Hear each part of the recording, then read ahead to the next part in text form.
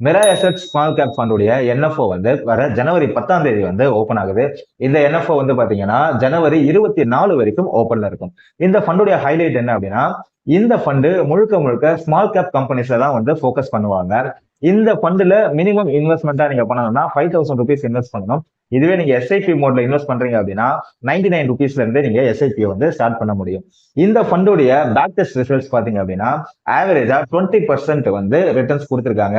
அதாவது 3 வருஷம், 5 வருஷம், 7 வருஷம், 10 வருஷம் அப்படிங்கிற டென்யூர்ல பேக் டெஸ்ட்ல 20% ரிட்டர்ன்ஸ் வந்து ஆவரேஜா ப்ரொடியூஸ் பண்ணிருக்கு. இந்த ஃபண்டோடைய பெஞ்ச்மார்க் வந்து நிப்டி ஸ்மால் கேப் 250 டிஆர்ஐ அப்படிங்கிற இண்டெக்ஸை தான் வந்து பெஞ்ச்மார்க்கா வச்சு இந்த ஃபண்டு வந்து ரன் ஆகுது.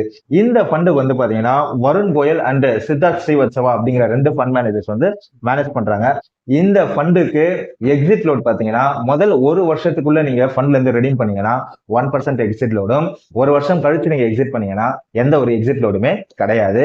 இந்த ஃபண்டுடைய ரிஸ்கை பொறுத்த வரைக்கும் இது ஸ்மால் கேப் ஃபண்ட் அப்படிங்கிறதுனால ஹைலி ரிஸ்கான ஃபண்டும் கூட.